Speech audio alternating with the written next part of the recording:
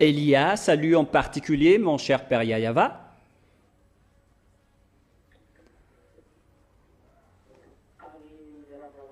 Et je salue en particulier également mon cher Yahushua. Et à tous les enfants de Dieu qui le méritent, qui protègent leur sainteté et qui gardent bien la justice, qui s'accrochent bien à cela jusqu'à la fin. Que Yahushua vous bénisse tous.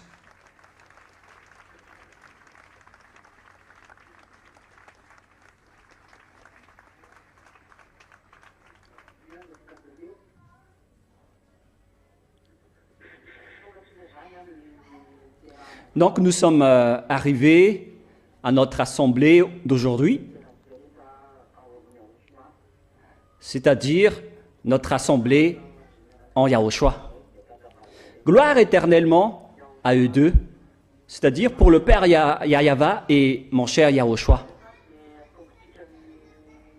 Directement, nous allons commencer par l'enseignement à travers la parole, notamment avec l'enseignement numéro 11 que nous allons écouter ensemble en ce moment.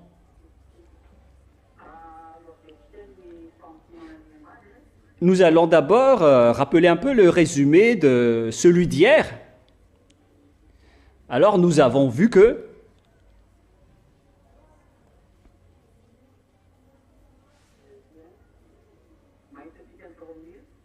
nous avons vu dans le livre de l'Apocalypse,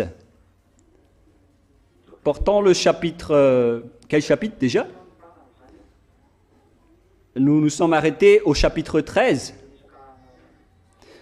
concernant le sujet sur lequel personne ne peut ni vendre ni acheter, mais aussi à propos de la fin de la réalité et de la réalisation de ce que va faire cette bête. Et c'est justement là que je vais faire une petite remarque. Et donc nous allons revenir un peu sur le schéma que j'ai enseigné hier. Comme quoi, personne ne peut ni acheter ni vendre sans avoir la marque de la bête, c'est-à-dire au sujet de la puce électronique. Et il y a aussi le sujet de... comment déjà? On ne peut rien faire sans avoir la marque de la bête. Et d'ailleurs, plusieurs personnes sortent aussi des noms au sujet de la marque de 666. Même il y a des noms malgaches qui sont au nombre de 666. Donc chacun peut faire ce qu'il veut à ce sujet. Mais ce que la parole a dit, c'est que c'est celui qui a la sagesse et qui a l'intelligence et la conscience, c'est celui-là qui peut connaître le nombre du nom de la bête s'il veut le faire.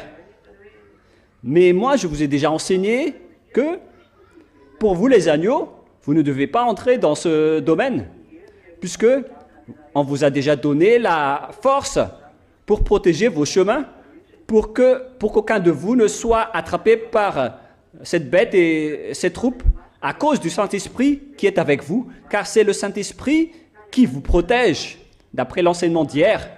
Et au contraire, c'est vous qui allez vaincre, car vous n'allez jamais trahir. C'est ça, avoir la victoire. Les gens vont voir que tous les gens qui combattent la bête sont tous détruits, même vous les agneaux, car leur objectif, c'est que tout le monde se prosterne devant la bête pour prier. Mais les agneaux, par contre, ils n'acceptent pas de se prosterner ou de prier à la bête. C'est pourquoi ils vont vous persécuter, ils vont vous tuer. Mais par contre, c'est votre chair qui va être tuée, mais votre esprit ne sera pas tué, car vous n'accepterez jamais de vous prosterner devant la bête. C'est pourquoi les agneaux de Yahushua vont avoir la victoire. Certes, tous ceux qui se battent contre elle va être vaincu, parce que personne ne peut la vaincre. Si c'est du côté charnel, elle va vaincre, mais sur le plan de l'esprit, elle ne va pas vaincre. C'est au contraire les enfants du Très-Haut, les ZA, qui vont vaincre. Pourquoi? Parce qu'ils ne vont pas trahir. C'est pourquoi l'enseignement numéro 10, portant le titre « Ceux qui sont avec Yahushua vainquent la bête », puisqu'ils ne trahiront jamais. C'est pourquoi ils vont avoir la victoire. Est-ce que c'est clair, les enfants? Et donc, l'explication suivante, c'est à propos de la venue de Gog, l'arrivée de Gog. À quel moment Gog va arriver? Et d'après la parole que je vous ai donnée, donc ce sera dans environ 1 an qu'il sera arrivé, car Poutine va quitter le pouvoir après 1 an, puisque Gog va entrer. Et lorsqu'il va arriver, alors, obligatoirement et forcément, il va faire régner toutes les sortes de paix sur cette planète Terre. Peut-être ce sera pendant combien de jours, combien de mois ou combien d'années. On ne sait pas encore le déroulement du schéma. Ça peut se faire en 6 mois ou en 1 année, ou bien en 1 an et demi. Peut-être un peu plus, mais après, il y aura forcément une paix qui va faire régner sur cette terre pour instaurer son pouvoir. Et à ce moment-là, tout le monde entier doit le reconnaître. Il va montrer donc ses pouvoirs. Et lorsqu'il va faire son organisation, et puisque tout le monde entier le reconnaisse, et personne ne peut le contrer, car si quelqu'un le contre, il va le tuer. Et lorsqu'il va instaurer son pouvoir, c'est là que les 7 ans vont commencer. Et après qu'il va instaurer les 7 ans de règne, à ce moment-là, tout le monde entier va le reconnaître. Et c'est à ce moment-là que les 3 ans et demi vont commencer, puisque tout le monde entier le reconnaisse. Alors, il va persécuter tous les agneaux de Yahushua, ainsi que toutes les personnes convaincues à Yahushua partout dans le monde. Et là, vous imaginez, vous voyez que c'est vraiment une histoire très difficile. Tout ce qui va être réalisé va arriver très bientôt. Et donc, c'est à partir des 6 mois, des premiers 6 mois que la persécution va commencer. À partir de ces 7 ans, ce ne sera pas comme le nouvel ordre mondial que vous imaginez, mais c'est un nouvel ordre mondial organisé par Gog qui va instaurer tout le système pour que tout le monde se prosterne devant Gog. Et les religions qui vont intervenir à ce sujet, ce sont les religions de la deuxième bête, pour que les gens se prosternent et reconnaissent Gog. Alors, ils vont utiliser ces 2 religions. Comme par exemple à Madagascar, il y a la concertation nationale pour la refondation des gouvernements à Madagascar. Et premièrement, c'est le FFKM qui intervient. Car Madagascar, c'est l'une des premières cibles qui va suivre ça automatiquement. Après l'arrivée de la bête, c'est Madagascar qui sera se plier premièrement devant elle. Et elle va accepter la bête jusqu'à la fin. Déjà, Gog est déjà à Madagascar. Je parle des Russes. Hein. On voit déjà le schéma à Madagascar. Et ce sont les religions qui interviennent dans le partage du sujet de Gog, car c'est dans ces religions qu'il va se développer. Et c'est aussi le cas à Madagascar. Moi, je ne dis pas que je ne dis pas que c'était dans un petit moment, mais ça fait déjà depuis longtemps que ça arrive à Madagascar. Mais les gens, ils contredisent toujours la parole de Élia, et personne ne connaisse rien à ce sujet. Mais moi, je vais dire ce qui est à dire. Et donc, après les 3 ans et demi, il y aura donc la montée des agneaux de Yahushua au ciel des cieux. Les morts vont ressusciter pour avoir un corps immortel. Et lorsque vous allez tous être transformés en corps immortel, et c'est après que vous allez monter au ciel des cieux, d'après la chanson de Shriana, qui parle de carnaval. C'est pas carnaval, mais c'est carnaval. Mais c'est aussi un carnaval pour monter au ciel des cieux, pour accueillir Yahushua et non pas le Père Yahva. Donc voilà, est-ce que c'est clair jusque-là? C'est très clair.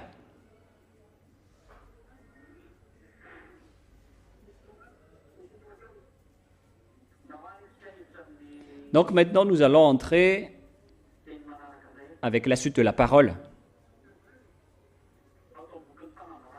Toujours dans le livre de la déclaration de l'Apocalypse, mais avec le chapitre 13 que nous allons voir ensemble.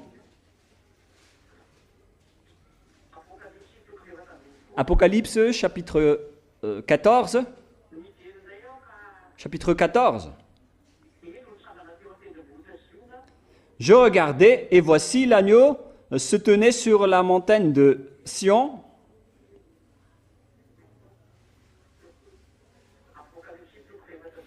Donc, c'est Apocalypse chapitre 14, depuis le premier verset jusqu'à la fin. Je vais le raconter intégralement, et c'est après que vous allez écouter tout ce que je vais lire. Mais on va partir du début jusqu'à la fin. Je regardais, et voici l'agneau se tenait sur la montagne de Sion, c'est-à-dire qu'il se tenait sur la montagne de Sion, qui se trouve en Israël. Il s'agit de la montagne de Sion, qui se trouve en Israël. Et avec lui, 144 000 personnes qui avaient son nom, et le nom de son père écrit sur leur front. Donc, sur les fronts de ces 144 000 personnes, avait été écrit son nom, ainsi que le nom de son père. Le nom du père, c'est Yahva, bien évidemment. Le père qui l'a engendré. Voilà.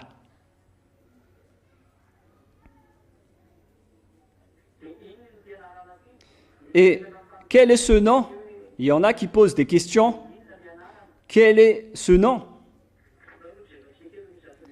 Et nous allons voir ça rapidement. Je vais vous préciser quelque chose à propos du nom. Ça, c'était le chapitre 14, 1, qui avait son nom et le nom de son père écrit sur leur front, c'est-à-dire leur nom ainsi que le nom du père Yahva. Je veux parler des noms des 144 000 personnes qui sont spécialement des Israéliens. Il n'y a pas d'étrangers parmi eux. Ce sont tous des enfants d'Israël. Et on continue la parole. Et j'entendis du ciel une voix comme un bruit de gros eaux, comme le bruit d'un grand tonnerre. Et la voix que j'entendis était comme celle de joueurs d'harpe jouant leur harpe C'était donc une belle voix venant du ciel des cieux.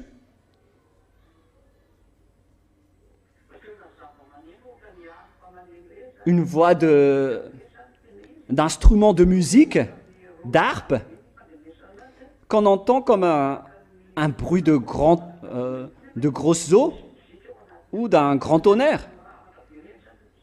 Alors que c'est de la musique, c'est comme la chute de la bombe. Et dans ce bruit, il y a aussi un bruit de grand tonnerre. C'est ça donc la voix d'harpe. C'est pas comme la voix de guitare, mais c'est autre chose. Et la voix que j'entendais comme celle de joueurs d'harpe jouant de leur harpe, et ils chantaient une cantique nouveau devant le trône et devant les quatre vivants et les vieillards. Et personne ne pouvait apprendre le cantique, si ce n'est les 144 000 qui avaient été rattachés de la terre, qui avaient été rachetés de la terre. Ce sont eux qui ne sont pas souillés avec les femmes, car ils sont vierges. Ce sont tous d'ailleurs des hommes qui n'ont jamais accouplé avec des femmes. Ils suivent l'agneau partout où il va. Ils ont été rachetés d'entre les hommes comme les prémices pour Dieu et pour l'agneau. C'est donc une sorte de déclaration qui dit qu'il existe des humains qui ont été élus parmi les Israéliens, car c'est là-bas qu'a eu lieu la première sélection des humains en Israël. Donc ce sont donc des bonnes récoltes parmi ces humains. Ils sont vierges et ils n'ont jamais été mariés. Et après, nous allons voir qui sont venus d'Israël, mais on va continuer d'abord. Et ça n'a rien à voir avec les Malgaches, ni les Français, ni les Anglais. Et ce sont ceux qui... Et dedans leur bouche ne s'est point trouvé de mensonge, car ils sont irrépréhensibles. Et je vis un autre ange qui le volait parmi eux, à toute langue et à tout peuple. Et nous allons donc revenir tout d'abord dans Apocalypse 7, 3. Nous allons voir concernant les 144 000, puisque la parole est justement là. Apocalypse donc 7, 3, 4, 5, 6, 7, 8, 9, 10.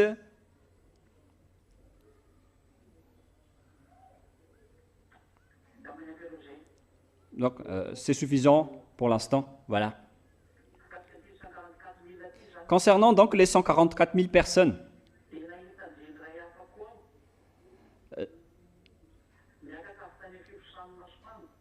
et je vis un autre ange qui montait du côté du soleil levant et qui tenait le sceau de Dieu vivant.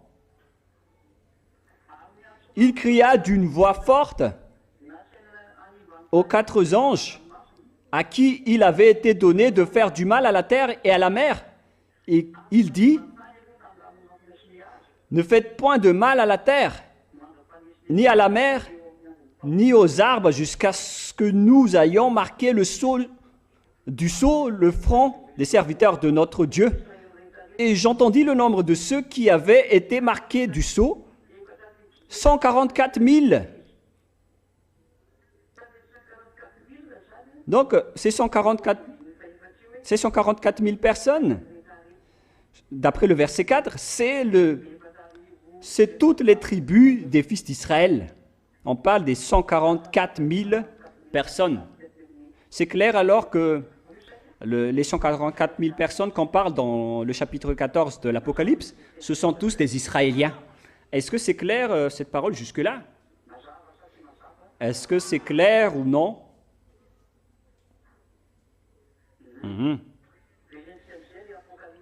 Donc, nous allons revenir dans Apocalypse 14, 3 et 4. Nous sommes au verset 4 en ce moment. Apocalypse 14, 4. Ce sont ceux qui ne se sont pas souillés avec des femmes. Ils sont vierges. Ils suivent l'agneau partout où il va. Ils ont été rachetés d'entre les hommes comme des prémices pour Dieu et pour l'agneau. C'est comme lorsque, lors des récoltes, il y a des prémices. Donc, ce sont les prémices, les premiers lots de récolte. Et là, ce sont des prémices d'hommes. C'est 144 000 personnes. Ce sont donc les élus des élus par le Père Yahweh et Yahushua. Et ce sont tous des Israéliens et non pas des étrangers ou des autres nations. Verset 6. Je vis un autre ange qui volait par le milieu du ciel. Là, c'est tout autre chose qu'on parle. Ayant un évangile éternel pour annoncer aux habitants de la terre, à toute nation, à toute tribu, à toute langue et à tout peuple. Ce rôle, c'est ce que Élia fait en ce moment. C'est Élia qui accomplit ce travail actuellement.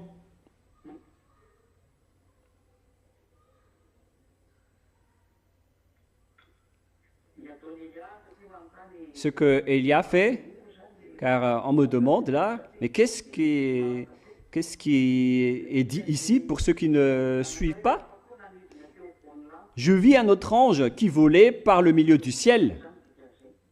C'est-à-dire qu'il a volé en haut du milieu du ciel, ayant un évangile éternel, c'est-à-dire cette parole de la vérité que vous écoutez en ce moment, pour annoncer aux habitants de la terre, à toute nation, à toute tribu, à toute langue et à tout peuple. Ce n'est autre que Élia que vous voyez en ce moment.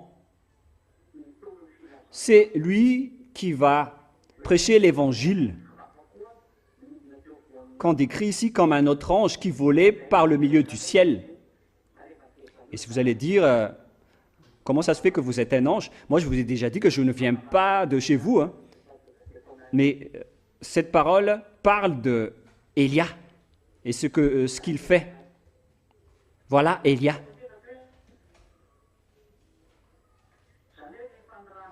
Et donc, tous les envoyés du Père Yahweh sont décrits par des anges, mais c'est leurs rôles qui sont différents. Il disait d'une voix forte, « Craignez Dieu et donnez-lui gloire, car l'heure de son jugement est venue, et adorez celui qui a fait le ciel et la terre, et la mer et les sources d'eau. » Voilà. C'est ce que je suis en train de faire avec vous. Je vous enseigne le jugement. Je vous enseigne de vous prosterner devant le Père Yahweh. C'est ce que vous avez fait depuis un mois. Ça fait 4 semaines aujourd'hui. Vous vous êtes prosterné devant le Père Yahweh et Yahushua. Je vous ai enseigné d'avoir le respect, la peur à Dieu, c'est-à-dire le fait de ne plus jamais pécher. Je vous ai montré tout cela. Alors, Élia fait partie des anges qui volaient par le milieu du ciel que vous voyez en ce moment. Verset 8. Tout ça, ce sont des déclarations. Hein. Et un second ange suivit en disant, « Elle est tombée, elle est tombée. Babylone la grande, qui a abreuvé toutes les nations du vin de la fureur de son impudicité. » Après la venue de Élia, lorsque le nom de Élia s'apparaît et lorsque Élia va se montrer, la destruction des Américains va se dérouler. C'est pourquoi ils vont défier Cuba, alors que Élia a déjà dit que vous allez être détruits à Cuba, car les Russes vont vous frapper que vous aimez ou non. Et si les Russes aussi ne vont pas le faire, ils vont être détruits. Et ils doivent le faire, forcément. C'est pourquoi on dit Élia est arrivé. Et lorsque Élia est arrivé, toutes les paroles doivent être exécutées jusqu'à la persécution de la grande Babylone, qui ne sont que les Américains, et qui ont fait du mal dans ce monde, qui ont fait du mal à ce monde qu'on voit réellement. Et là, ils vont se battre. Le roi de la Russie, qui est Gog, contre la femme prostituée qui sont les Américains. Verset 9. Et un troisième ange les suivit,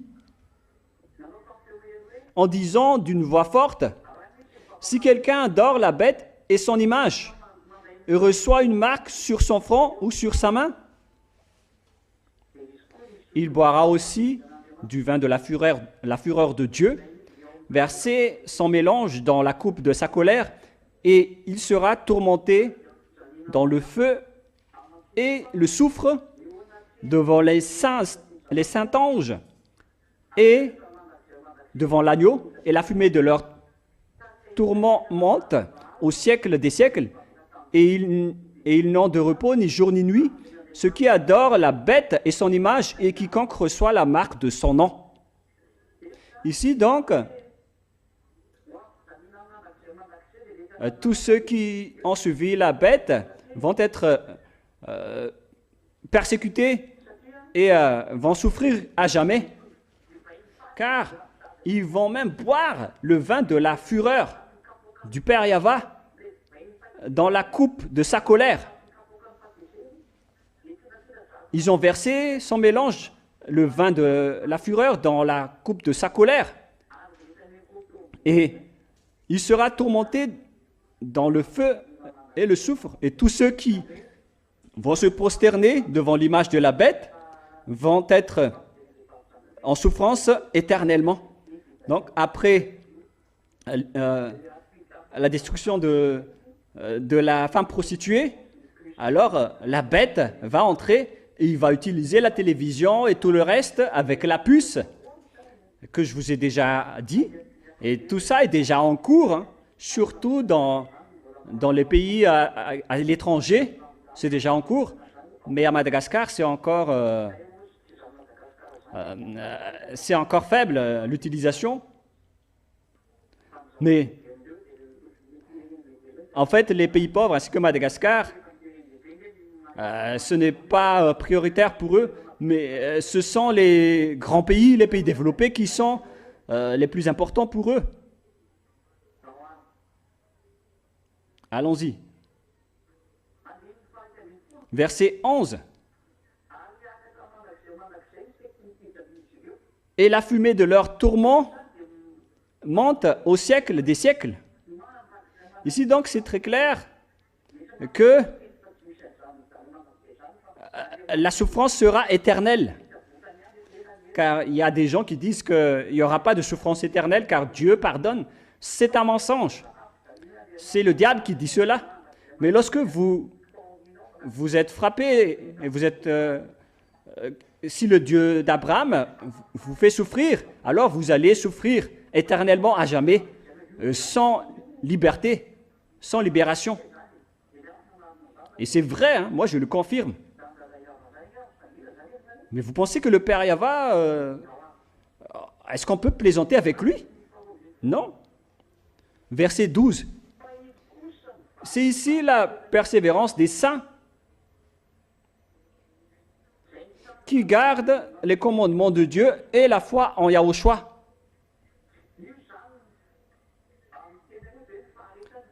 D'une autre manière, on parle de persévérance ou de résistance.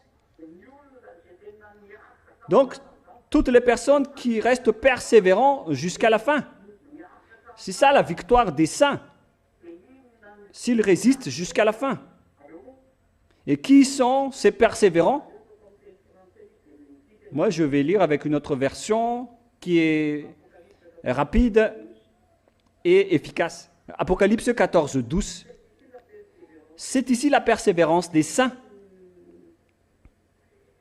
Donc, c'est vraiment donc, la persévérance, la motivation et la victoire. Mais aussi la persévérance qui garde les commandements de Dieu et la foi en Yahushua. Qui garde les lois de Yahushua, les commandements de Dieu et la foi en Yahushua.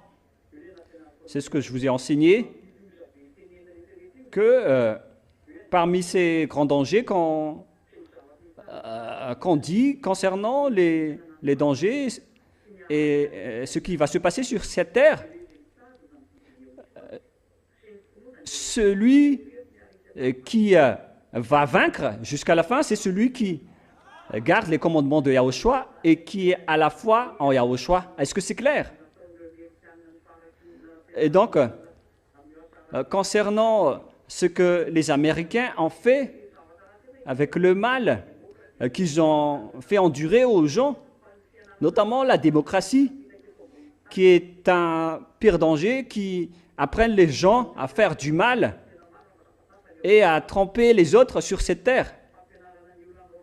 On parle de démocratie, mais derrière, c'est autre chose. On apprend les gens à faire du mal, notamment les impudicités, les corruptions, tout le mal. Ce sont eux qui ont instauré tout ce système. C'est le système américain qui est utilisé sur cette planète Terre. Tout le monde entier imite leur impudicité et leur abomination. Alors c'est normal qu'on va les détruire. Est-ce que c'est clair, les enfants? Allons-y. Apocalypse 14, 13. Vous entendez bien, hein? Et j'entendis du ciel une voix qui disait, « Écris, heureux dès à présent les morts qui meurent dans le Seigneur Yahushua. Oui, dit l'Esprit, afin qu'ils se reposent de leurs travaux, car leurs œuvres les suivent. »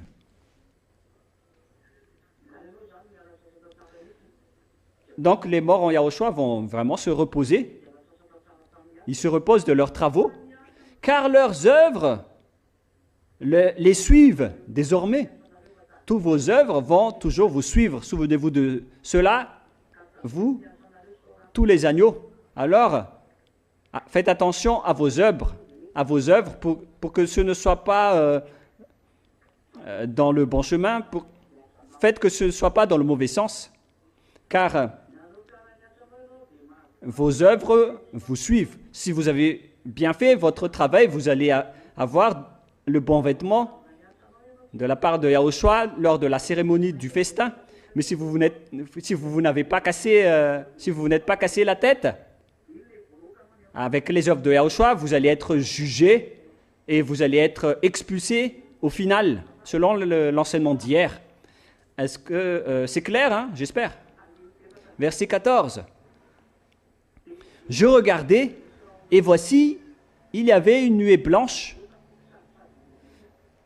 On voit donc toutes ces sortes de schémas, notamment une nuée blanche. Et sur la nuée était assis quelqu'un qui ressemblait à un fils de l'homme, ayant sur sa tête une couronne d'or, et dans sa main une faucille tranchante. Et un autre ange sortit du temple, criant d'une voix forte à celui qui était assis sur la nuée, « Lance ta faucille et moissonne, car l'heure de moissonner est venue, car la moisson de la terre est mûre. » L'heure de la moisson est arrivée, et c'est un ange qui va faire la moisson. Il va contrôler et il va dominer donc les humains sur la terre. C'est-à-dire la moisson. C'est comme le moissonnier qui va moissonner dans les champs ou dans les rizières pour ramener les riz dans les greniers. Et ici, ce sont des anges qui vont faire moissonner, pour châtier tous les humains, car l'heure du moisson, pour eux, est arrivée. On va voir qui sont les sages qui se sont rapprochés de Yahushua et qui sont les folles qui ne se sont pas rapprochés de Yahushua. Est-ce que c'est clair jusque-là, les enfants? Et car l'heure de moissonner est venue, et celui qui était assis sur la nuée jette sa faucille sur la terre, et la terre fut moissonnée, et un autre ange sortit du temple, et dans le ciel ayant lui aussi une faucille tranchante, verset 18, et un autre ange qui avait autorité sur le feu sortit de l'autel, et il s'adressa d'une voix forte à celui qui avait la faucille tranchante, disant, lance ta faucille tranchante, et vendange les grappes de la vigne de la terre, car les raisins de la terre sont mûrs. Là, on a comparé avec les grappes de la vigne, car Yahushua nous a comparé avec des raisins et de la vigne. Voilà ce schéma. Donc, on va aussi moissonner tous les humains, et notamment ceux qui sont avec Yahushua, lors de la moisson, qui parle des vignes et des grappes, des raisins. Vous connaissez bien cette histoire, les enfants, hein, qui dit « Je suis les raisins et vous êtes les grappes de la vigne. » Et ceux qui ne sont pas productifs vont être jetés dans le feu. C'est dans Jean 15, 5 que nous allons lire.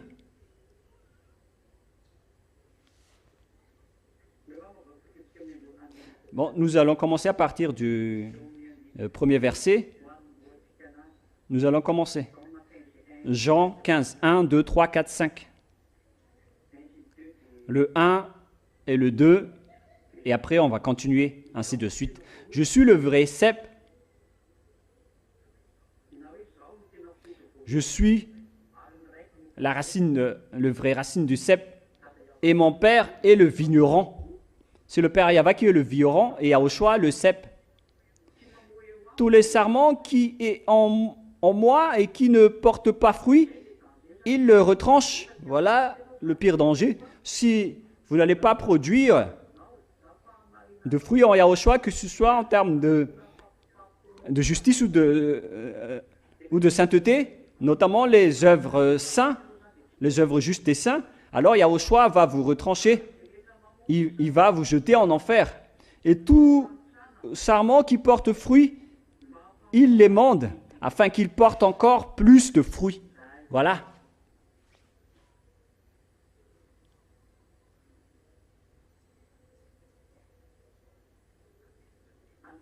Verset 5.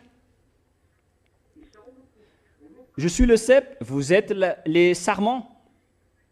Celui qui demeure en moi et en qui je demeure porte beaucoup de fruits. Car sans moi, vous ne pouvez rien faire. Tous ceux qui ne demeurent pas, si quelqu'un ne demeure pas en moi, il sera jeté dehors, comme le sarment, et il sèche. Puis on ramasse les sarments, on les jette au feu et ils brûlent. Alors faites bien attention, pour vous qui ne portent pas de fruits, ça ne sert à rien. Ce n'est pas un refuge ici en Yahushua. C'est un endroit de préparation pour ceux qui vont aller au ciel des cieux. Et si vous irez là-bas, si c'est votre objectif, alors que vous soyez un sarment productif qui porte des fruits. Est-ce que c'est clair? Le schéma, donc, vous rectifiez et vous corrigez ici les agneaux. Faites bien attention pour ceux qui ne sont pas productifs. Hein. Ils vous corrigent. Ils vous incitent vraiment à ne pas vous tromper par vous-même. Il faut montrer votre amour pour Yahushua. Est-ce que c'est clair? Allons-y alors. Nous allons maintenant revenir dans Apocalypse 14, verset 19. Et l'ange jeta ses faucilles sur la terre,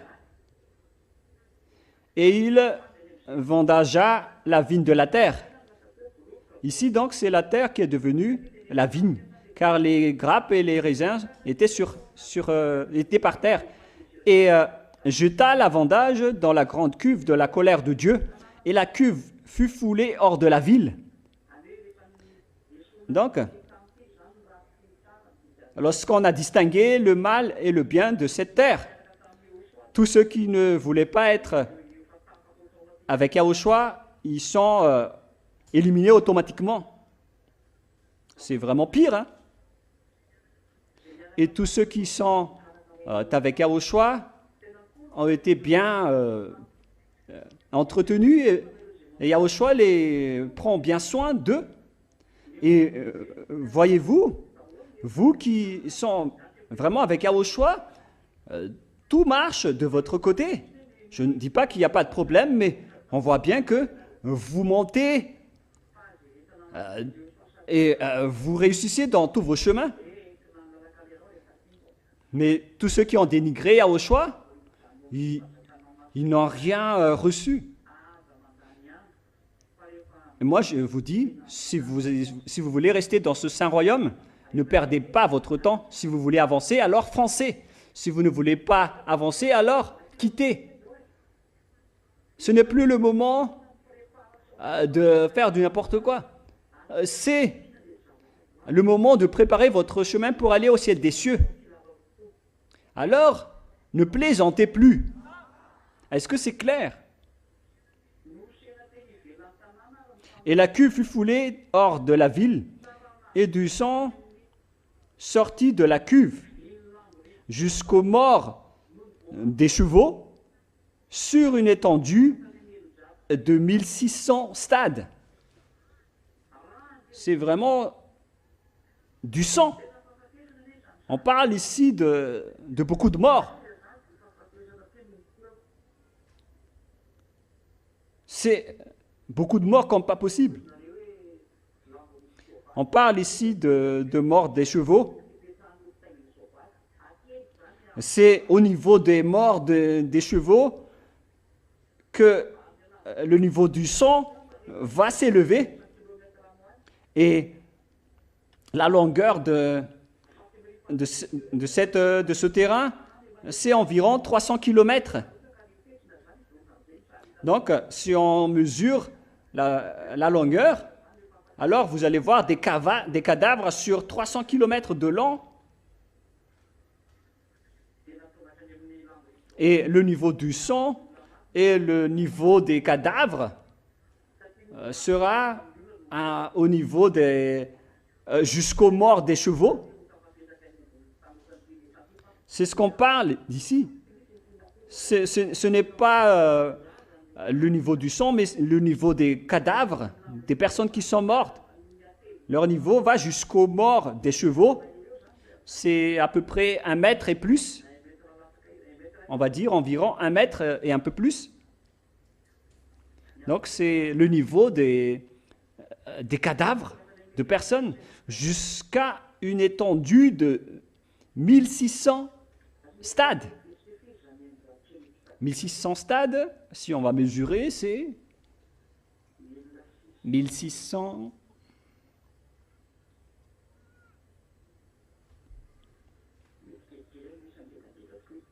C'est à peu près donc 300 km.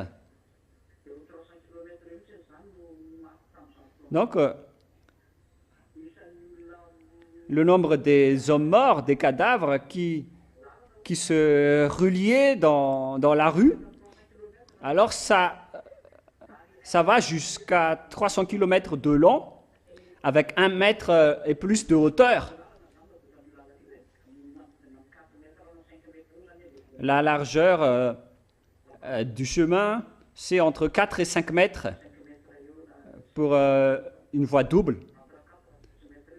Et donc, la largeur de la rue, c'est entre 4 et 5 mètres, avec une longueur de 300 km. Largeur, c'est 5 à 6 mètres, avec une hauteur de environ 1,50 m. Voilà donc le niveau de la mort des chevaux. Alors imaginez le niveau des cadavres, le nombre des cadavres. Et où vont tous ces cadavres?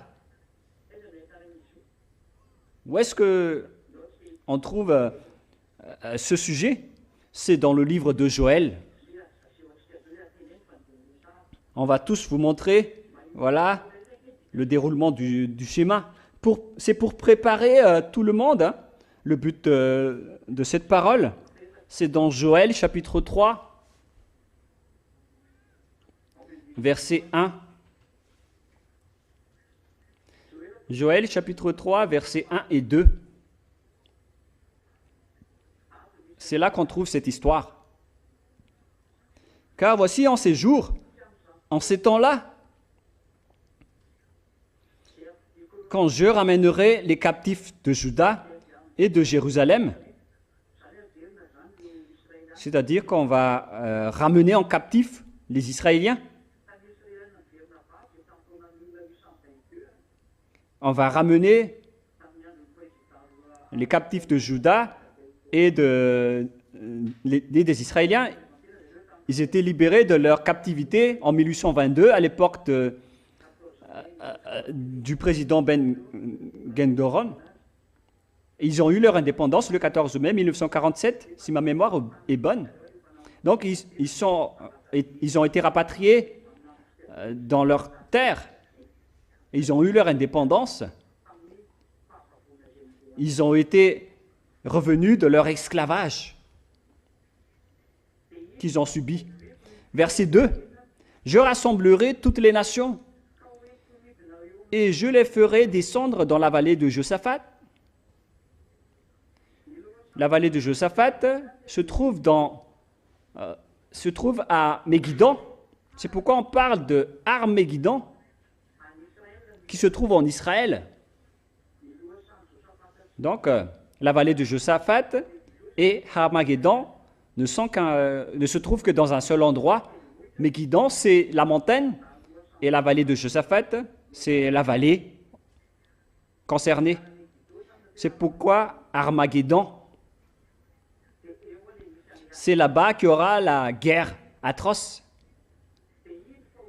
Là, j'entrerai en jugement avec elle au sujet de mon... Je rassemblerai toutes les nations et je les ferai descendre dans la vallée de Josaphat à Armageddon.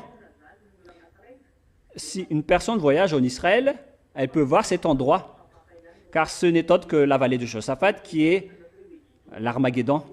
C'est la montagne qui est Méguidon. Arm veut dire montagne, et la vallée de Josaphat se trouve en bas, comme les rizières en bas de la montagne. Lorsqu'on voit une montagne, il y a toujours une vallée, des rizières en bas. Mais là, on parle vraiment d'une vallée. Et d'après ce qu'on dit ici, cette vallée peut contenir jusqu'à plus de 200 millions de personnes, selon les réflexions des observateurs, pour ceux qui aiment observer et réfléchir. Donc c'est une très grande vallée. Mais les chercheurs et les penseurs, ils ne savent rien. Mais c'est Élia qui parle en disant que cet endroit est préparé pour accueillir les 200 millions de soldats qui vont combattre contre Yahushua. Et ces 200 millions de soldats vont venir attaquer Israël. C'est pourquoi je vous dis aux Israéliens, il faut fuir tant que vous le pouvez. Ne restez pas en Israël, surtout les femmes. Car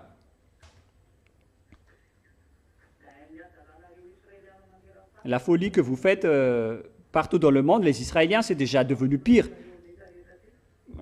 Avec les tueries que vous faites à tout le monde. Mais c'est encore une longue histoire pour Israël que je vais spécialement parler pour Israël en parlant des folies que les Israéliens ont fait. Mais c'est encore une longue histoire que Élia va vous expliquer. Votre frappe, Élia va vous expliquer. Vous ne savez même pas la raison de cela. Si seulement vous savez cette histoire, vous ne serez jamais avec les Américains qui vont bientôt être détruites. Mais l'arrivée des 200 millions de soldats dans votre territoire, les Israéliens, c'est expliqué par le livre de Joël en disant « Je rassemblerai toutes les nations et je les ferai descendre dans la vallée de Josaphat. » Ça va avoir lieu chez vous. Les 200 millions de soldats qui vont entrer dans la vallée de Josaphat, dans l'endroit de l'Armageddon. Il ne s'agit qu'un seul endroit, c'est le même endroit. Lorsque ces 200 millions de soldats vont entrer chez vous, ils vont tuer toutes vos femmes, elles vont toutes être violées de manière atroce. Oh les Israéliens, si vous m'écoutez en ce moment, soyez conscients. Vous ne voyez pas le danger qui va vous arriver, surtout vous les Américains. C'est pourquoi Gog va devoir te frapper. L'Amérique, les États-Unis, car tu es fier tu oses protéger les Israël. Et ils vont vous tuer, les Américains. Et vous, les Américains, vous ne pouvez pas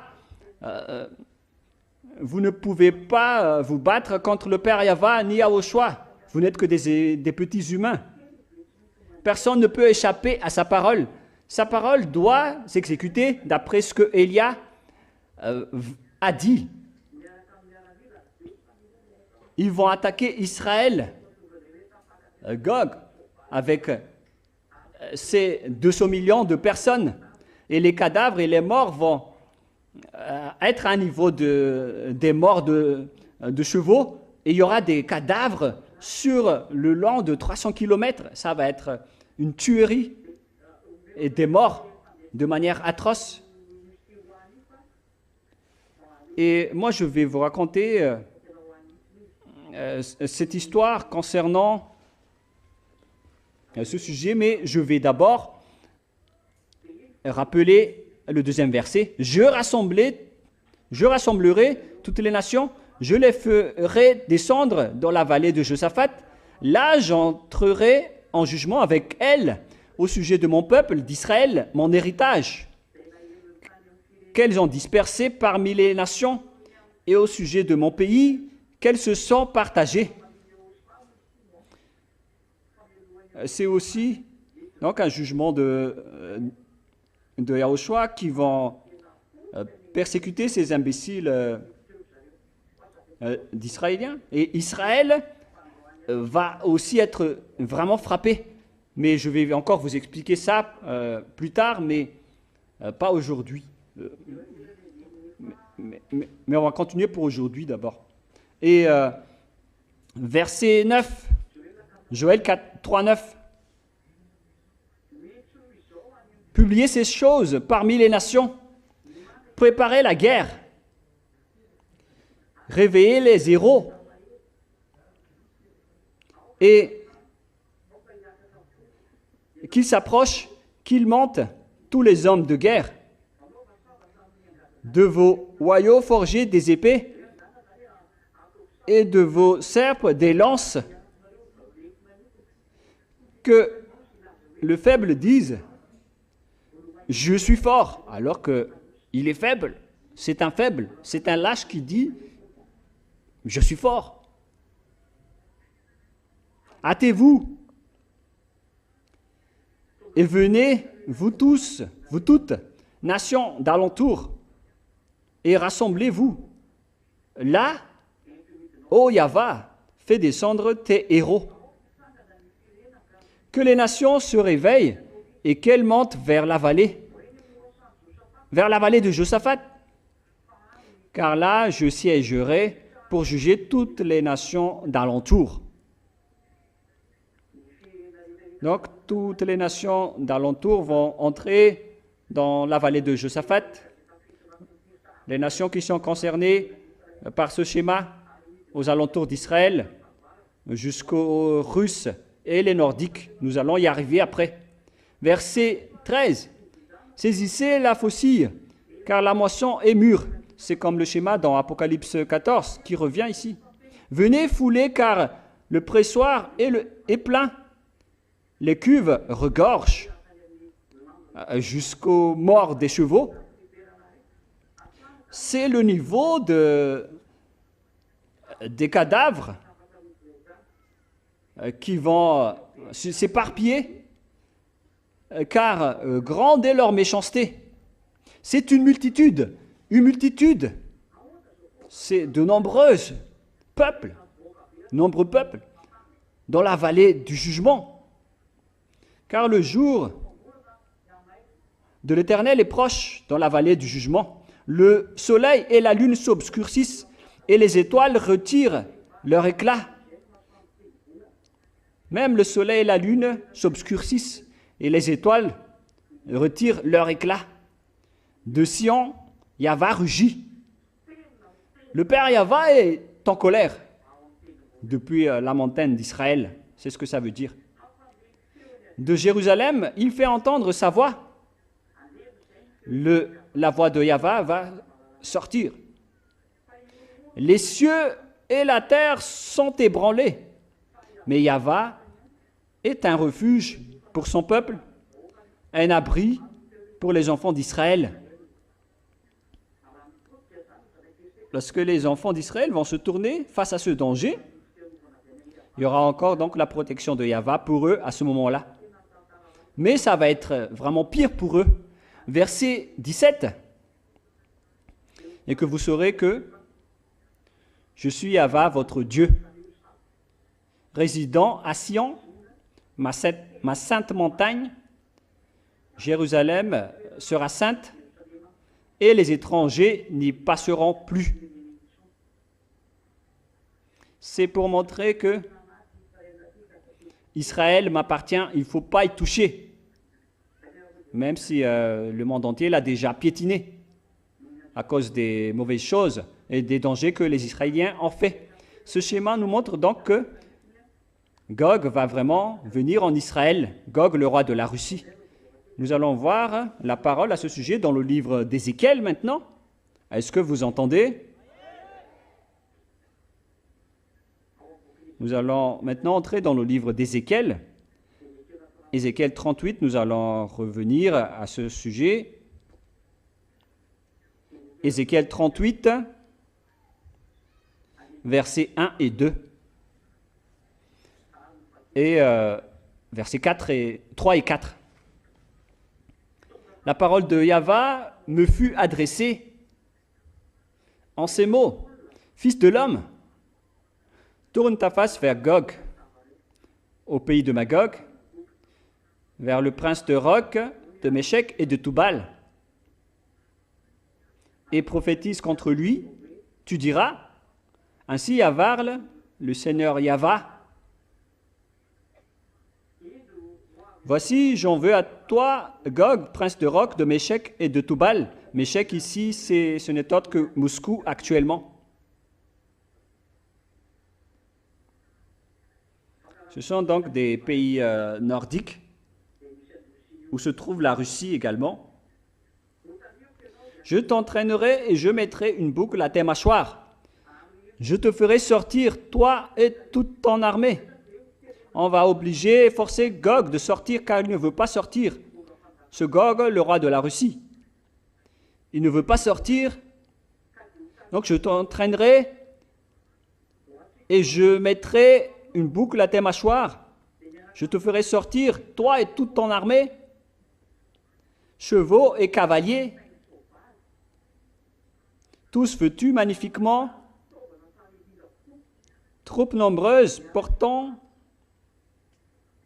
le grand et le petit bouclier, tous maniant l'épée. Ici donc on parle de Gog, le roi de la Russie, qui va être sorti. Et c'est dans le verset 15 qu'on peut voir qu'il vient du septentrion. Nous allons d'ailleurs lire ce verset dans le verset 15.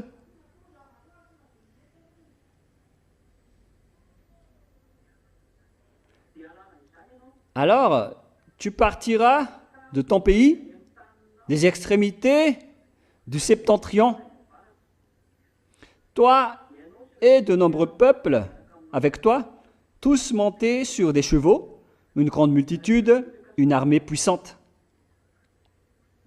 Qui vient du septentrion? Je vous ai déjà enseigné que c'est la Russie. Si on part d'Israël, qui est le centre de la terre, selon la Sainte Écriture, c'est Israël qui est le centre de la terre. Et juste en haut, au nord d'Israël, on trouve directement la Russie, si vous regardez sur la carte. Et c'est la Russie qui est avec elle. On revient dans le verset 5. Verset 5, nous allons lire. Ézéchiel 38, 5. Nous resterons toujours dans le livre d'Ézéchiel si je ne change pas. Hein. Mais lorsque je change de chapitre, je vais préciser. Lorsque je ne change pas de chapitre, nous restons dans le même. D'accord? Voilà. Donc, Ézéchiel 38, 5. Et avec eux, ceux de Perse, d'Éthiopie et de Pout, tous portant le bouclier et le casque. Ce n'est autre que les Iraniens actuellement. C'est pourquoi on dit que vous faites vraiment une bêtise, les Américains, pour combattre les Iraniens. Vous ne les vaincrez jamais. La guerre que vous menez contre l'Iran va vous détruire au contraire. Je ne dis pas que vous ne pouvez pas les frapper. Hein. Vous pouvez les frapper, mais vous n'allez pas les détruire. Et si vous continuez, vous allez être détruits, car ils ont été déjà envoyés par notre père. Les Iraniens ont été déjà ordonnés par notre père qu'ils vont s'allier avec la Russie. Alors ce n'est pas vous, les Américains, qui va les détruire. Ce n'est pas vous qui allez détruire leurs bombes nucléaires. C'était un ordre venant du père Yahva et de Yahushua. Ils ont créé leurs bombes nucléaires. Maintenant, ils en possèdent. Ils possèdent des bombes nucléaires. Je vous le dis, monsieur le président Donald Trump, ils ont vraiment des bombes nucléaires, les Iraniens. Et moi, je vous donne directement la réponse. Ils ont des bombes. C'est pourquoi ils n'ont pas peur de vous. Et ils vont oser vous bombarder, ils vont oser vous lancer ces bombes. Hein. Donald Trump, c'était un signe pour vous, ce qu'ils ont lancé à Diego Garcia. Ils font penser à une chose étrange chez eux s'ils ont réussi à envoyer des missiles de longue portée à Diego Garcia. C'est rare que les missiles arrivent à faire ce longue portée. Ça se rapproche de la puissance nucléaire, hein, si c'est le cas. Mais moi, je vous parle quand même. Mais vous ne voulez pas écouter Élia. Moi, je ne me soucie pas. C'est mon rôle de parler, car les esprits qui sont élus pour revenir chez nous, Élia doivent les appeler. C'est ça le rôle de Élia.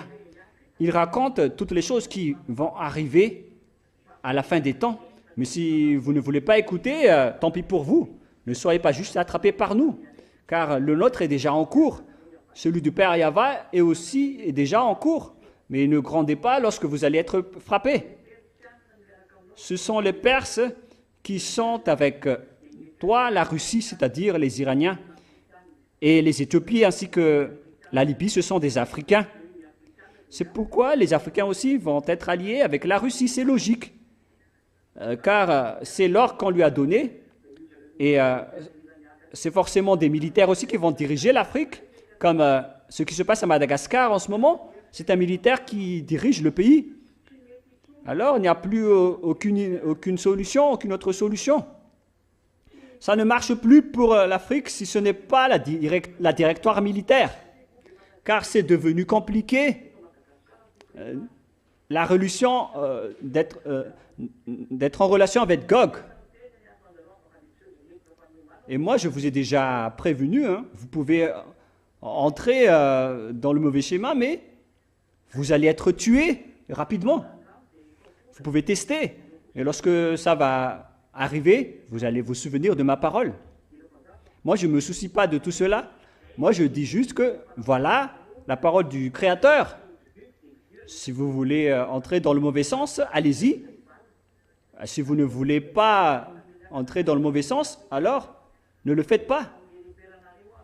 C'est pourquoi il y a beaucoup de dirigeants américains, de dirigeants africains, de dirigeants militaires en Afrique. Et moi, je vous ai déjà donné le signal qu'une fois que le président sud-africain va être un militaire, c'est un repère que je vous donne à tous les enfants de Dieu, à tous les anneaux de Yahushua, que votre persécution va commencer. Gomer et toutes ses troupes, et la maison de Togarma à l'extrémité du septentrion, et toutes ses troupes, peuples nombreux qui sont avec toi. Voilà donc les millions de soldats qui vont partir à Armageddon dans la vallée de Josaphat. Les voilà. Verset 7. Prépare-toi, tiens-toi prêt. Toi, et à l'époque, votre ambassadeur a donné l'ordre aux Iraniens de construire leur armement. Ils ont créé l'usine nucléaire en Iran. L'Iran a directement suivi l'ordre. C'est pourquoi je dis, vous les Américains qui trempez vos doigts dans les affaires des Iraniens, vous allez y mourir. Hein. Si seulement Donald Trump m'avait écouté de ne pas entrer dans ce schéma. Elia vous a conseillé de ne pas entrer dedans. Vous allez y mourir. N'entrez pas dedans. Mais si vous voulez quand même entrer, alors ça n'engage que vous. Et d'un autre côté, le chemin est devenu difficile, même pour entrer à Cuba. Mais pourquoi vous allez par-ci et par-là? Tout ce que vous touchez, ce sont des dangers. Vous avez été envoyé, mais dans le mauvais sens. Mais hélas, si vous ne voulez pas écouter. Et sois leur chef. Prépare-toi, tiens-toi prêt, toi et toute ta multitude assemblée autour de toi, sois leur chef. C'est pourquoi on dit que forcément c'est la Russie qui sera le chef de tout le monde, notamment tous les pays du Nord, ainsi que les régions de Moyen-Orient. C'est la Russie qui va être le chef des Américains. Et les Orientaux aussi vont rejoindre la Russie. Les Orientaux sont aussi concernés à cause de cette parole. Nous allons maintenant changer de verset et de chapitre en allant dans Apocalypse, chapitre 16, à partir du verset de quel?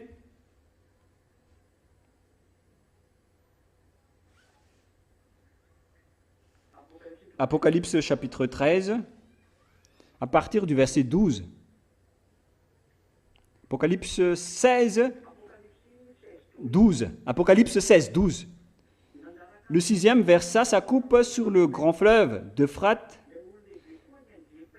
et son eau tarit, afin que le chemin des rois venant de l'Orient fût préparé. Donc, tous ces gens-là vont aussi aller en Israël, voilà leur objectif. Et là, on voit que c'est le fleuve qui est le sorte de barrage qui bloque les Orientaux pour aller en Occident, en Israël. Ils sont bloqués par le fleuve d'Euphrate,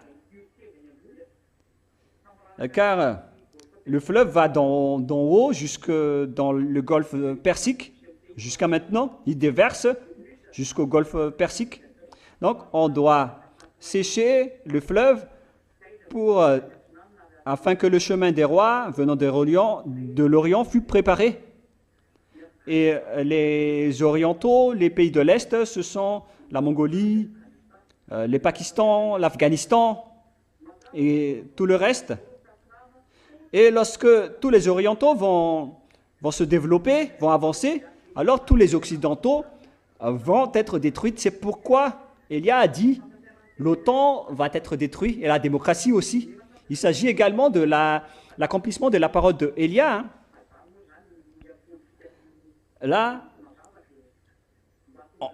puisque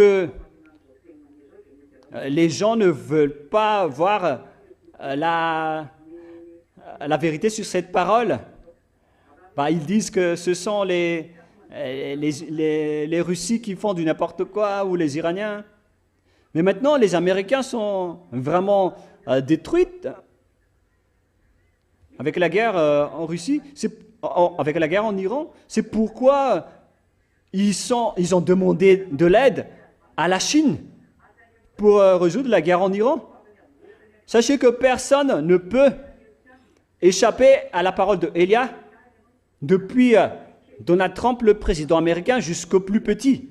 C'est pourquoi je vous conseille de ne pas entrer dans la guerre en Iran si c'est encore possible, car vous allez directement combattre le Dieu d'Abraham si vous contraignez cette parole. Et moi, je vous ai déjà dit que c'est dangereux pour vous, Cuba.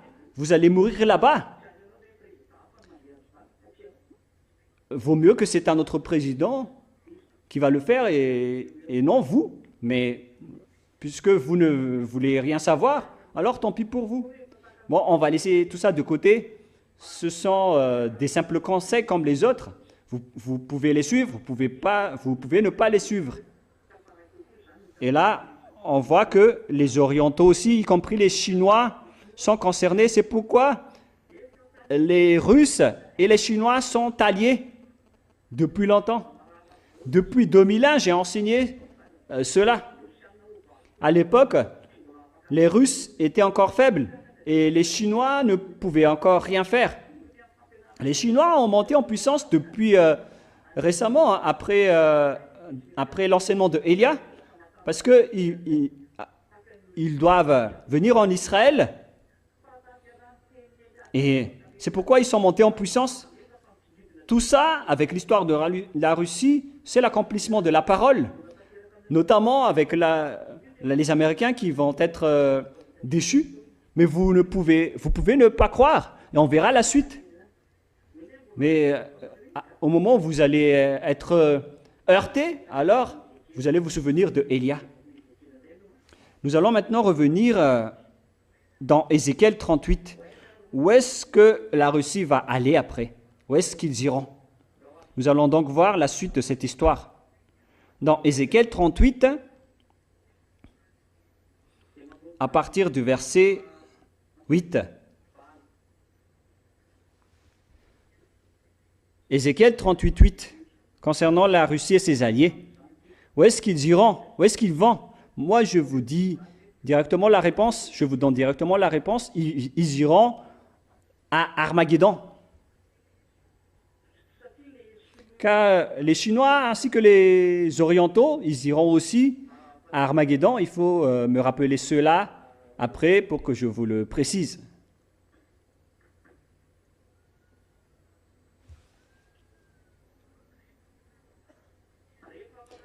Après bien des jours, tu seras à leur tête dans la suite des années. Vers la fin des années, on ne sait pas en quelle année. Tu seras à leur tête.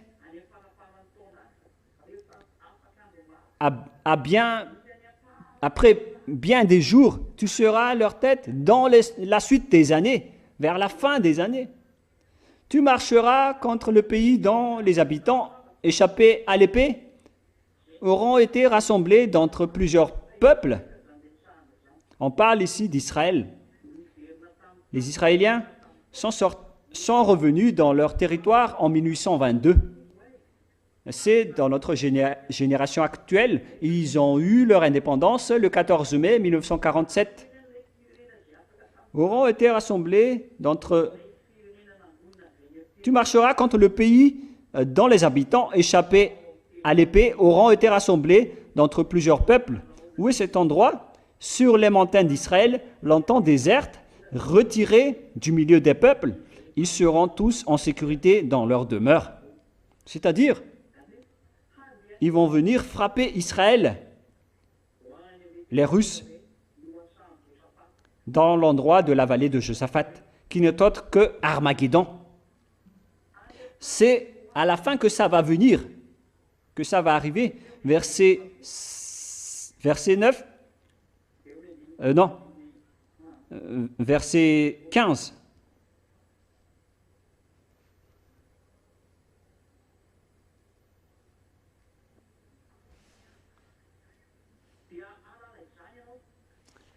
Verset 15, Ézéchiel 38, 15.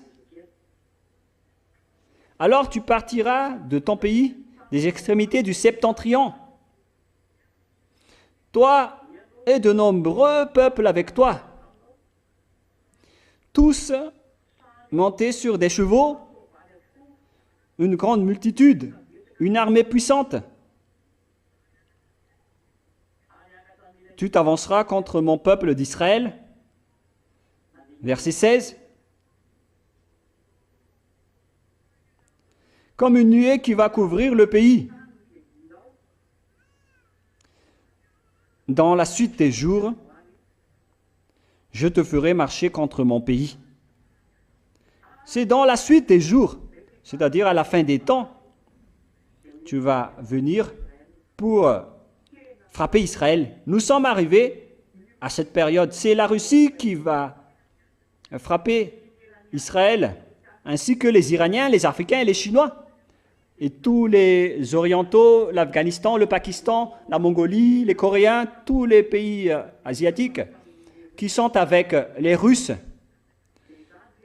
Est-ce que vous osez encore répondre et contrer la parole du Père Yahva, Donald Trump? Vous qui dites être croyant, vous ne voyez pas que c'est vraiment un danger ce schéma? C'est contre la parole du Dieu d'Abraham, le fait que les Américains entrent en guerre en Iran. Mais personne n'a su dire cela avant l'arrivée de Élia. Mais lorsque Élia est arrivé, il vous a dit, ne soyez pas fous, n'allez pas dans le mauvais sens, quittez cet endroit. Mais ils ne veulent pas être corrigés, ne veulent pas être conseillés. Et tant pis pour eux, on ne peut rien faire. Donc on va revenir dans Apocalypse 16 pour parler des Chinois qui vont aller à Armageddon.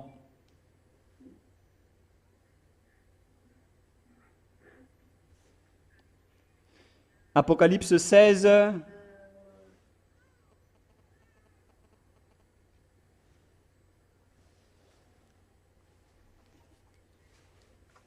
Apocalypse 16, 12. Verset 12, c'est ce qu'on vient de lire tout à l'heure. Hein?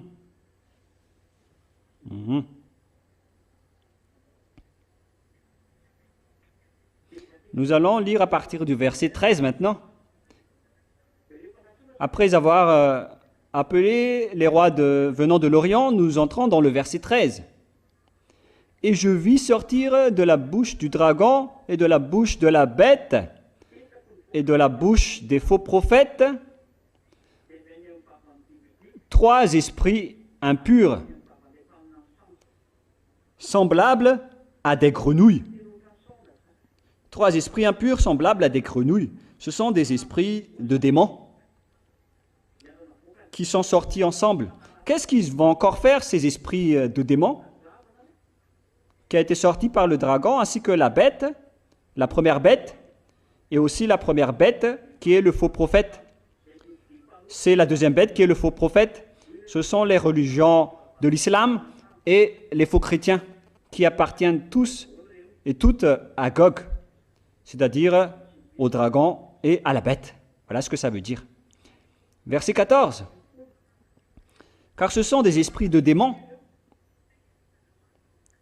Il y aura donc le développement des prodiges plus tard, qui font des prodiges et qui vont vers les rois de toute la terre avec de grands prodiges, des démonstrations de force.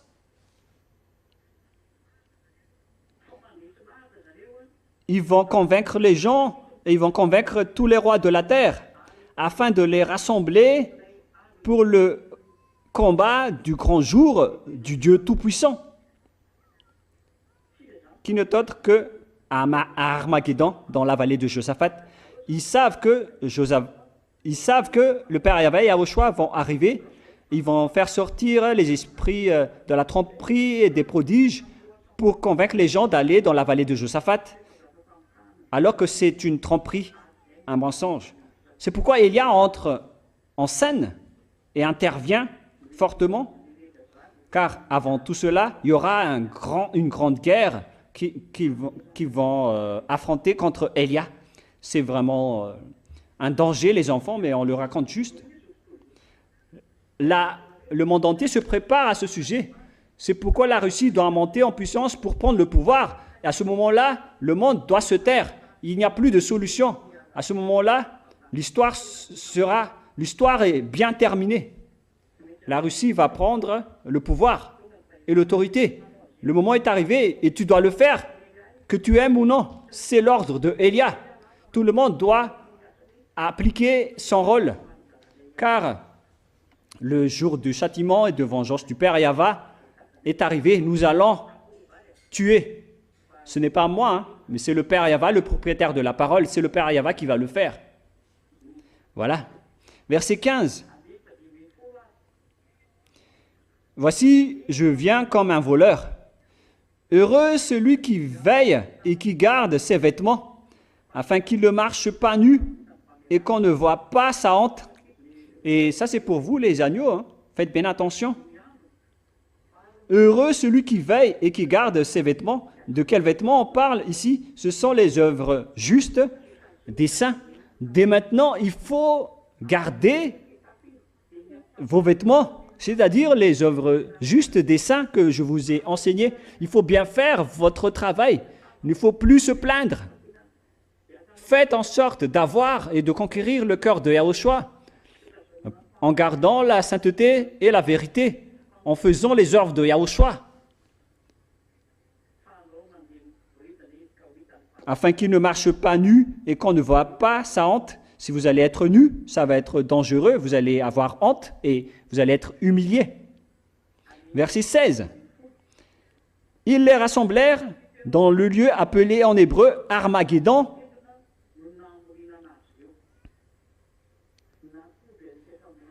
Ils ont rassemblé dans la vallée de Josaphat tout le monde, ainsi que tous les rois de la terre, qu'ils ont trempés avec des prodiges pour qu'ils arrivent à Armageddon. C'est pourquoi tout le monde pratique les prodiges et les miracles. Ce sont tous les adversaires de Élia. On va s'affronter bientôt et dans pas longtemps, alors ne soyez pas étonnés. C'est pourquoi je vous ai dit, envoyez toutes vos forces, on va s'affronter bientôt, dans pas longtemps. Dès maintenant, entrez-vous fortement avec tous vos miracles, le maximum de prodiges que vous savez faire, car on va s'affronter. Vous allez affronter Élia. Voilà. Nous allons maintenant entrer dans Apocalypse chapitre 14, avec le dernier verset, le verset 20. Apocalypse 14, 20. Et la cuve fut foulée hors de la ville. C'est dans la vallée de Josaphat. Et le sang sortira de la cuve jusqu'aux morts des chevaux et sur une étendue de 1600 stades. C'est équivaut à 300 km de longueur lorsqu'on va étendre les cadavres d'humains avec une largeur de 6 mètres, comme une largeur d'une route, avec 300 km de longueur et à peu près 5 mètres de largeur et à peu près 1,5 m ou 1,40 m de hauteur. Alors, imaginez le nombre de personnes qui vont arriver là-bas. Car, à part les militaires, il y a également beaucoup de peuples qui sont entrés là-dedans. Car les rois, avec leurs soldats, ils sont tous entrés là-bas, selon la déclaration dans Apocalypse 16. Nous allons bien lire.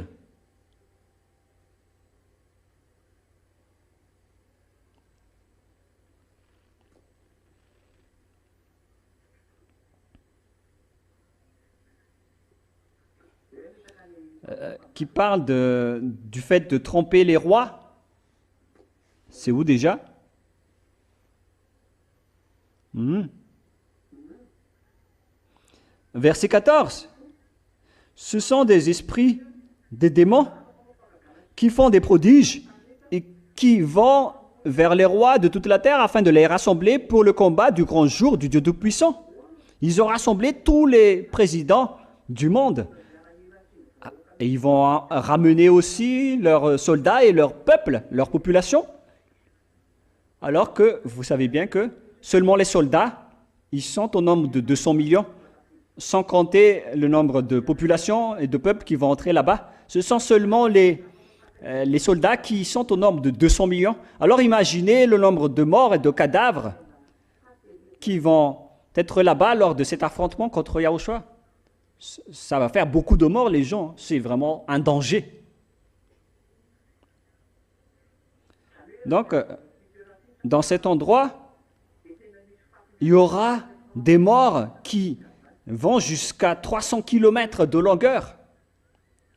Ça va être un anéantissement comme pas possible que le Père Yahva va faire. Car Yahushua va arriver pour les combattre.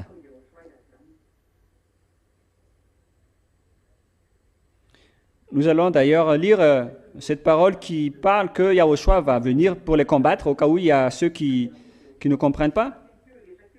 Car il y a une suite à ce sujet, c'est dans Apocalypse encore. Apocalypse chapitre 20.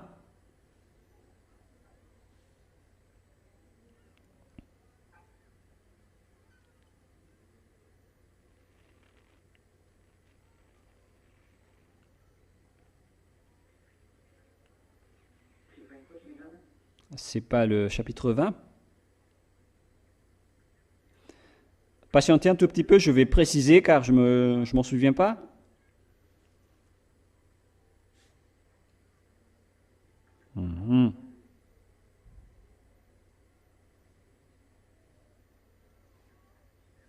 Apocalypse 19.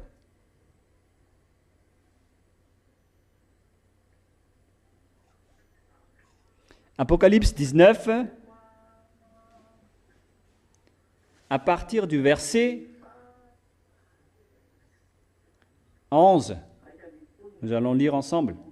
À partir du verset 11, où nous voyons ici Yahushua qui est paru avec les soldats du ciel des cieux pour combattre la bête. Et aux côtés de Yahushua, à ce moment-là, il y aura Elia.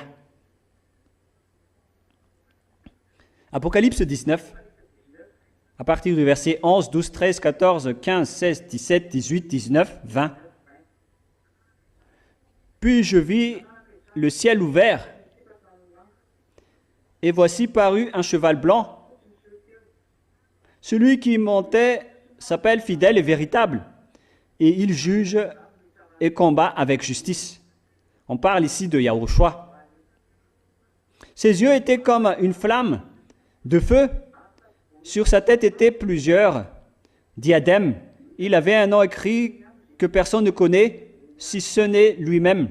Et il était revêtu d'un vêtement teint de sang.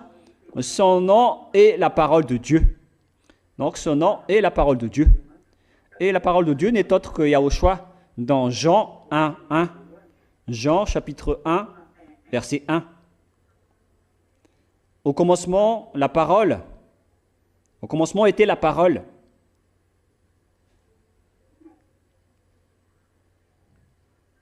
Et la parole, c'est Dieu, et la parole était en Dieu. Il était en Dieu depuis le commencement. Et c'est à travers lui qu'on a créé tout ce monde. Au commencement, la parole était en Dieu. Et la parole était avec Dieu. Et la parole était Dieu. Donc la parole de Dieu ici, c'est Yahushua. C'est Yahushua qui est la parole de Dieu.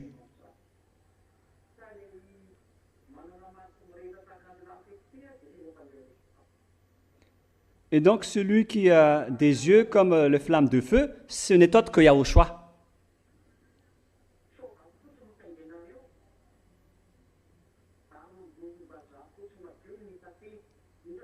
les armées qui sont dans le ciel suivaient sur des chevaux blancs revêtus d'un fin lin blanc pur.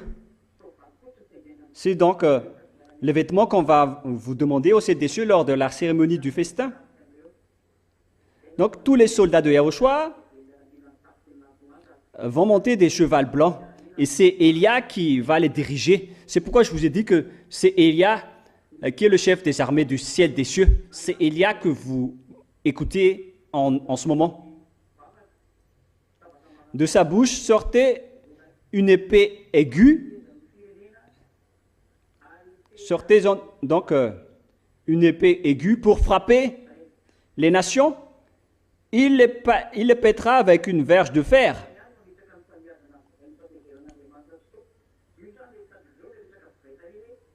Et il fouera la cuve du vin de l'ardente colère de Dieu Tout-Puissant. Donc c'est Yahushua qui va faire cet anéantissement, cette destruction qui aura lieu à Armageddon, d'après ce schéma, et tout le reste. Parce que c'est en Armageddon qu'aura lieu l'affrontement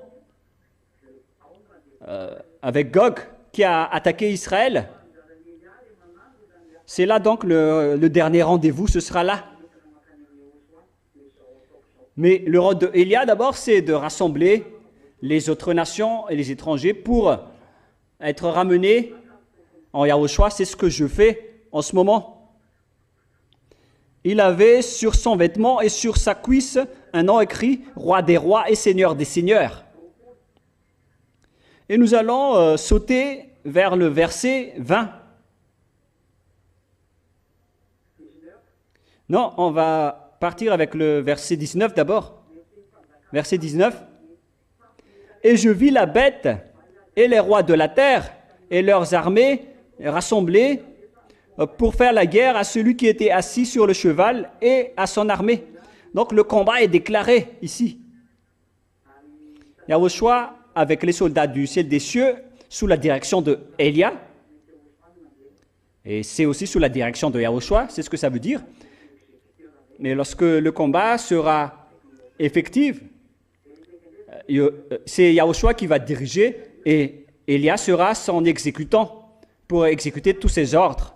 Et d'autre part, il y aura Gog, les rois de la terre, ses armées et sa population. Ce schéma est vraiment mauvais. Imaginez que des gens qui devraient se prosterner devant le Père Yahushua normalement, au contraire, ils vont venir pour porter des armes, pour attaquer, pour frapper Yahushua. Ça rend vraiment Yahushua en colère, ce schéma ou pas? Voilà, vous le savez bien donc, leur objectif, l'objectif des diables. L'objectif de Yahushua, c'est de toujours provoquer la colère de Yahushua. Alors soyez vigilants, ne soyez jamais découragés avec tout ce qui se passe. Même eux, ils ont osé défier Yahushua et pourquoi pas vous? Pourquoi pas contre vous?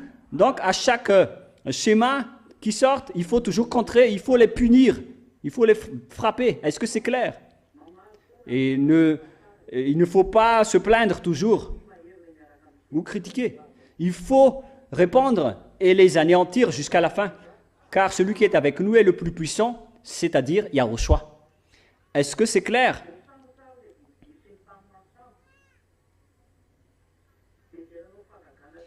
Et la bête fut prise avec elle, le faux prophète qui avait fait devant elle les prodiges par lesquels il avait séduit ceux qui avaient pris la marque de la bête et qui adoraient son image. Ils furent tous les deux jetés vivants dans les temps ardents de feu et de soufre.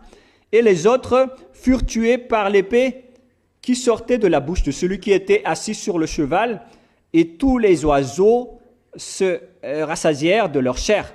C'est vraiment une grande destruction. Gog est détruit. Voilà la fin de Gog.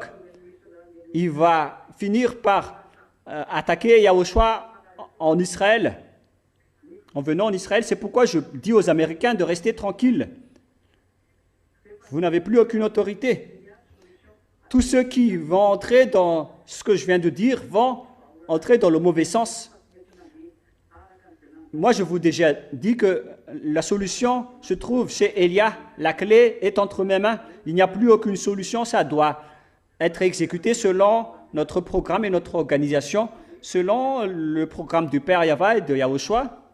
Et Élia va exécuter toutes les paroles, ainsi que tous les soldats du ciel des cieux. Vous devez accomplir toutes les paroles que vous ne devez pas contrer, car on est déjà dans la fin des temps. Voilà notre leçon d'aujourd'hui. C'est très long, car on a vraiment développé. Et la prochaine fois, nous allons entrer dans l'Apocalypse chapitre 15. Et je vous souhaite à tous d'être bénis par Yahushua. Restez bien fermes. Et pour les étrangers, le moment d'entrer est entré. Le moment où vous devez appeler Élia est arrivé.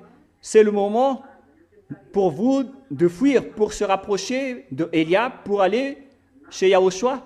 Ne tardez plus. Ce n'est plus le moment de poser des questions. C'est le moment de prendre une décision. Soit vous avancez, soit vous restez. Prions ensemble. Merci infiniment, Père Yahweh, pour toutes ces paroles. Le moment est arrivé d'accomplir tes paroles. Je ne vais plus dire que tout doit être accompli, car l'accomplissement est déjà arrivé. L'exécution est déjà arrivée à propos de toutes les paroles que j'ai dites et que j'ai partagées auparavant. Tout doit être accompli à la lettre, sans bavure. Père Yahweh, gloire éternelle à toi. Ton jour de châtiment est arrivé. Merci infiniment pour l'arrivée de ce moment. Avance maintenant l'accomplissement de la parole. N'attends plus des jours pour l'accomplir. Il faut appliquer la parole du Père Yahweh et Yahushua. Alors avance l'accomplissement, car toutes les choses attendent l'accomplissement des paroles, et les soldats du ciel des cieux est prêt pour accomplir les paroles selon tes organisations, selon ton programme. Confirme toujours tes paroles, ô mon Dieu d'Abraham, qui envoie Élia en ce moment. Gloire éternelle à toi. Père Yahweh, je n'arrête pas de demander, protège tes agneaux, protège les agneaux que tu as élus, Yahushua, à travers ton sang, que tu as sauvés. Protège-les pour ceux qui se battent très fort pour aller chez toi, ceux qui s'accrochent bien à toi, qui cherchent tous les moyens pour arriver vers toi, pour ceux qui insistent fortement, que tu les regardes, Yahushua. Aide tous ceux qui se battent fort pour toi. Bénis leur nourriture, l'eau qu'ils boivent, leur travail, ainsi que tous ceux qui sont bien pour eux, notamment leur santé, et protège chacun. Père Yahweh Yahushua, gloire éternelle à vous deux. Confirme toujours vos paroles et accélère l'accomplissement de toutes les choses. Merci infiniment, Père Yahweh, et au nom de toi, Yahushua, je fais toutes ces paroles. Merci infiniment, Yahushua. Amen. Voilà donc pour la parole. Je vous souhaite à tous d'être bénis par Yahushua, et à la prochaine. Au revoir tout le monde.